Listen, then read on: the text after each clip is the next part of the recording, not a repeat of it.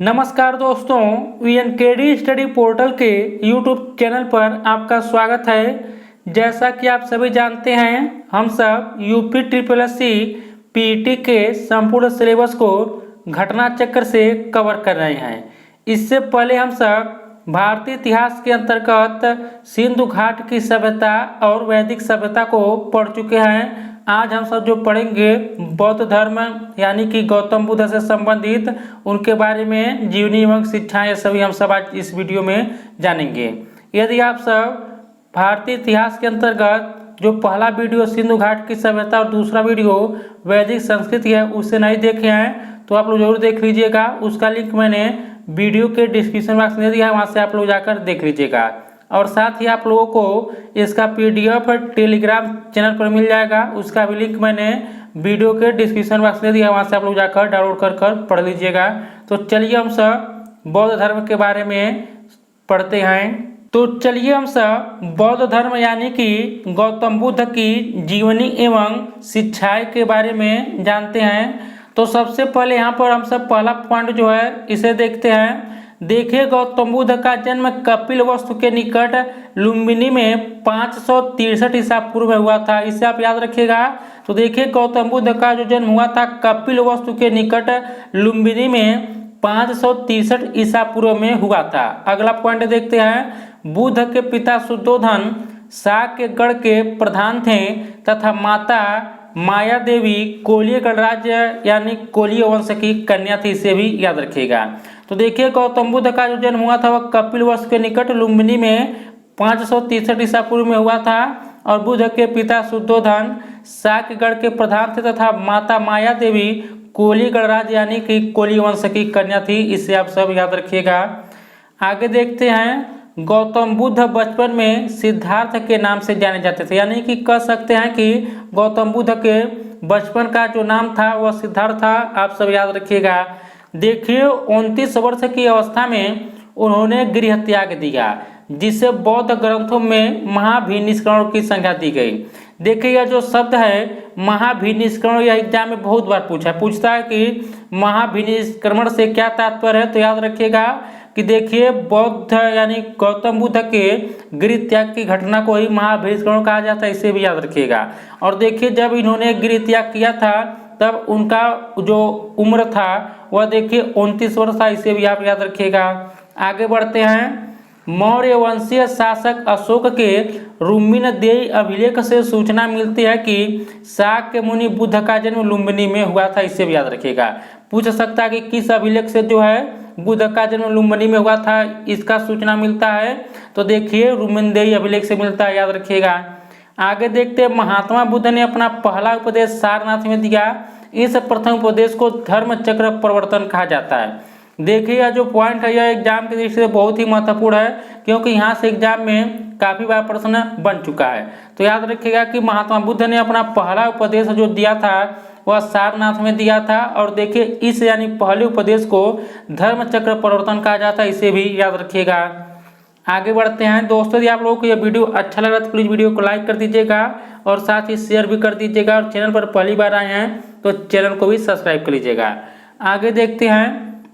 देखिए, महात्मा बुद्ध ने मल्ल गणराज्य की राजधानी कुशीनारा में 483 ईसा पूर्व में 80 वर्ष की अवस्था में शरीर त्याग दिया। तो यहाँ पर हम सब देखते हैं कि महात्मा बुद्ध ने जो है मल्ल गणराज्य की राजधानी कुशीनारा में 483 ईसा पूर्व में 80 वर्ष की अवस्था में शरीर त्याग दिया, इसे आप सब याद रखिएगा। और देखिए, बौद्ध ग्रंथों में इसे महापरिनिर्वाण कहा जाता है, यह भी याद रखिएगा कि बौद्ध ग्रंथों में इसे महापरिनिर्वाण कहा जाता है, याद रखिएगा आप सब। यानी देखिए, इनके मृत्यु की घटना को महापरिनिर्वाण की संज्ञा दी गई है, आप इसे भी याद रखिएगा। आगे बढ़ते हैं।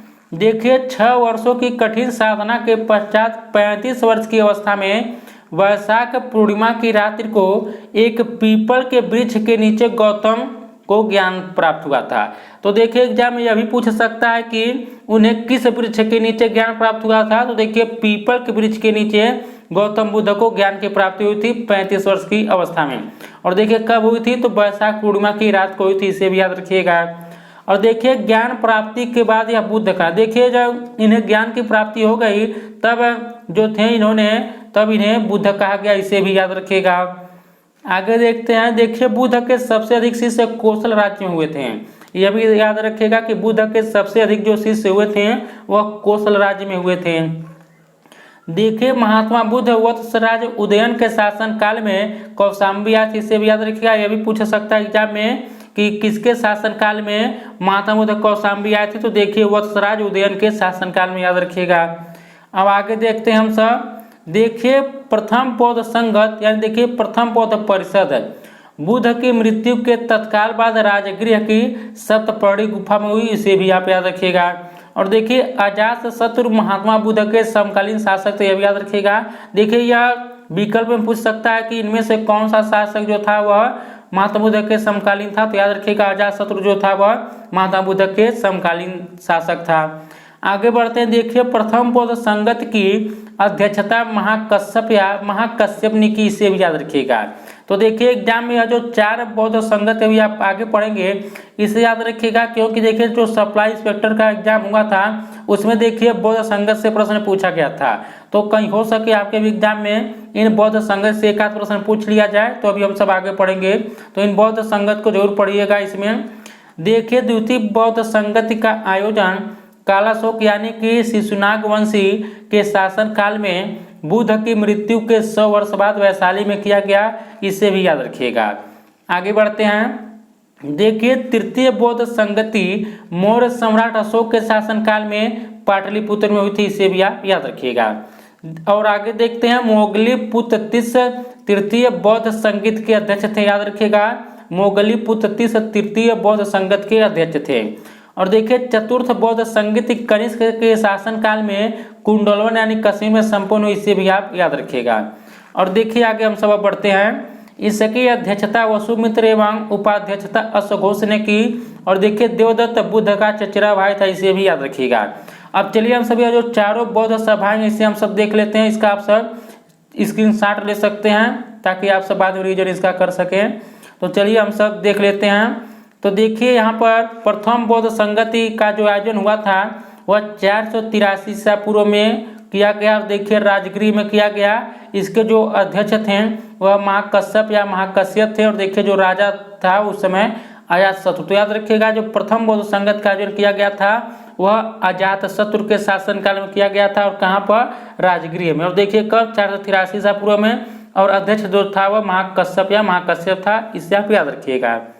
अगला देखते हैं, देखिए द्वितीय बौद्ध संगत का आयोजन 383 ईसा पूर्व में किया गया, और देखिए वैशाली में अध्यक्ष जो थे इसके शुभकामी थे, और राजा जो था वह कालाशोक के शासनकाल में हुआ था, इसे भी याद रखिएगा।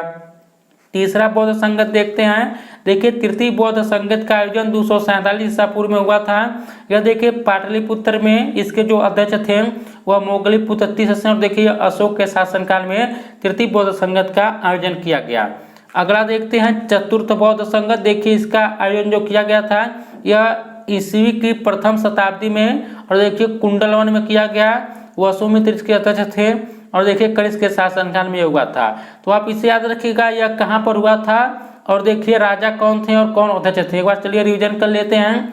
तो देखिए प्रथम बौद्ध संगत 483 ईसा पूर्व में राजगृह में अजातशत्रु के शासनकाल में, और महाकश्यप या महाकश्यप, और देखिए अध्यक्ष थे। और देखिए द्वितीय बौद्ध संगत 383 ईसा पूर्व में वैशाली में कालाशोक के शासनकाल में शुभकामी जो थे वह इसके अध्यक्ष थे। और देखिए तृतीय बौद्ध संगत का आयोजन पाटलिपुत्र में किया गया, मोगलीपुत्र तीस इसके अध्यक्ष थे अशोक के शासनकाल में। और चतुर्थ बौद्ध संगत देखिए इसका आयोजन कुंडलवन में किया गया जो कश्मीर में है, और देखिए अध्यक्ष जो थे वसुमित्र थे और कनिष्क के शासनकाल में, तो आप इसे याद रखिएगा। अब हम सब आगे बढ़ते हैं, देखिए देवदत्त पहले उनका अनुगत बना और फिर उनका विरोधी बन गया, इसे भी याद रखिएगा।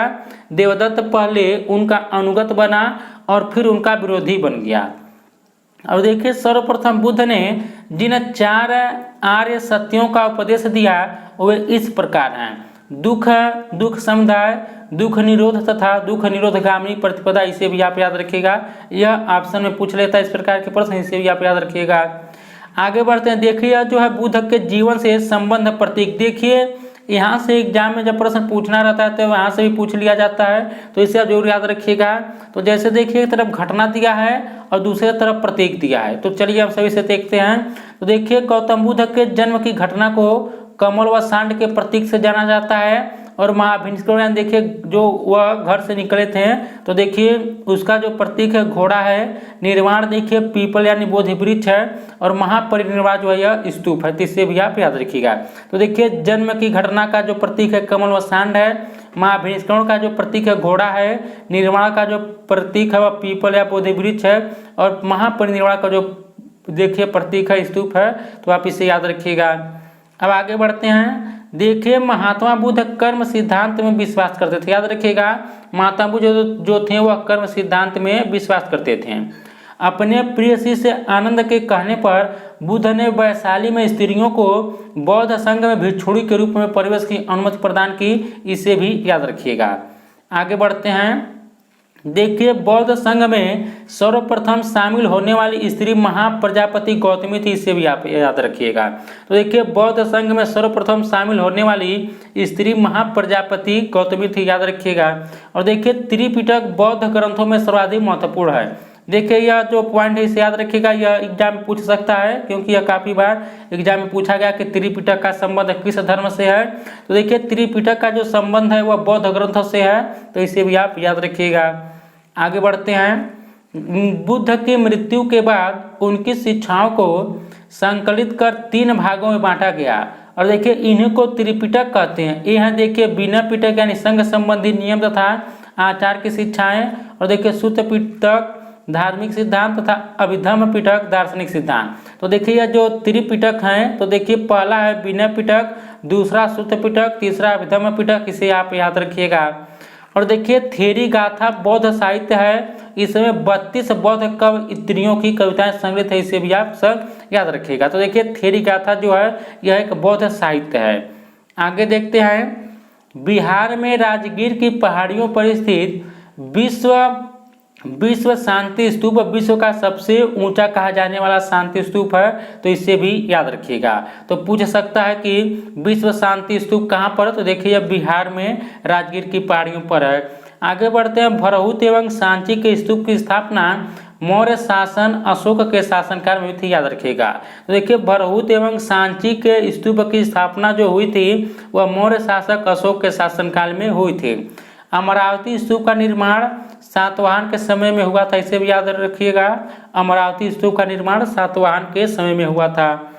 आगे बढ़ते हैं। सातवाहनों की राजधानी प्रतिष्ठान या पैठन थी, इनकी प्रारंभिक राजधानी अमरावती मानी जाती है, इसे भी याद रखिएगा। आगे देखते हैं। महास्तूप का निर्माण अशोक के समय में ईंटों की सहायता से हुआ था, जिसके चारों ओर काष्ठ की वेदिका बनी थी। शुंग काल में उसे पाषाण पट्टिकाओं से जड़ा गया तथा वेदिका भी पत्थर की ही बनाई गई, इसे भी आप याद रखिएगा। आगे देखते हैं। सातवाहन युग में वेदिका के चारों दिशाओं में 4 तोड़ लगा दिए गए, इसे भी याद रखिएगा। और देखिए बौद्ध दर्शन में क्षणिकवाद को स्वीकार किया गया है, याद रखिएगा कि बौद्ध दर्शन में जो है क्षणिकवाद को स्वीकार किया गया। गौतम बुद्ध को एशिया के ज्योतिपुंज यानी देखिए लाइट ऑफ एशिया के तौर पर जाना जाता है, इसे भी याद रखिए। यह भी एग्जाम पूछा गया है कि लाइट ऑफ एशिया यानी एशिया के ज्योतिपुंज के नाम से किन्हें जाना जाता है, तो देखिए गौतम बुद्ध को जाना जाता है। आगे देखते हैं। गौतम बुद्ध के जीवन पर एडविन अर्नाल्ड ने लाइट ऑफ एशिया नामक काव्य पुस्तक की रचना की थी। यह लंदन में 1879 ईस्वी में प्रकाशित हुई थी, इसे भी याद रखिएगा। देखिए लाइट ऑफ एशिया पुस्तक ललित विस्तार के विषय वस्तु पर आधारित है, तो आप सब इसे भी याद रखिएगा। अब आगे बढ़ते हैं। देखिए कुषाण काल में ही गांधार एवं मथुरा कला शैली के तहत बुद्ध एवं बोधिसत्वों की बहुसंख्यक मूर्तियों का यानी बैठी एवं खड़ी स्थिति में निर्माण हुआ। तो देखिए एग्जाम पूछ सकता है कि किस काल में जो है बोधिसत्वों की बहुसंख्यक मूर्तियों का निर्माण हुआ, तो याद रखिएगा कुषाण काल में ही गांधार एवं मथुरा कला शैली के तहत बुद्ध एवं बोधिसत्वों की बहुसंख्यक मूर्तियों का जो देखिए बैठी एवं खड़ी मूर्तियां हैं इनका निर्माण हुआ। और देखिए भूमि स्पर्श मुद्रा की सारनाथ की बुद्ध मूर्ति गुप्त काल से संबंधित है, इसे भी आप याद रखिएगा। आगे देखते हैं। देखिए बौद्ध ग्रंथ अंगुत्तर निकाय में वर्णित 16 महाजनपदों में से मल्ल एक महाजनपद था, इसे भी आप याद रखिएगा। देखिए, नागार्जुन कनिष्क के दरबार की एक महान विभूति था, उसकी तुलना मार्टिन लूथर से की जाती है, तो आप सभी से याद रखिएगा। नागार्जुन कनिष्क के दरबार की एक महान विभूति था, उसकी तुलना मार्टिन लूथर से की जाती है। आगे देखते हैं। देखिए, कनिष्क के दरबार में वसुमित्र अश्वघोष चरक भी थे, इसे भी आप याद रखिएगा। देखिए, यह पिछले साल यानी जो 2021 में पीटी का एग्जाम हुआ था, उसमें देखिए यह चरक वाला पूछा गया था। तो देखिए, हो सके इस बार वसुमित्र या अश्वघोष का पूछ ले, तो आप सब याद रखिएगा कि कनिष्क के दरबार में वसुमित्र अश्वघोष चरक भी थे, इसे भी याद रखिएगा।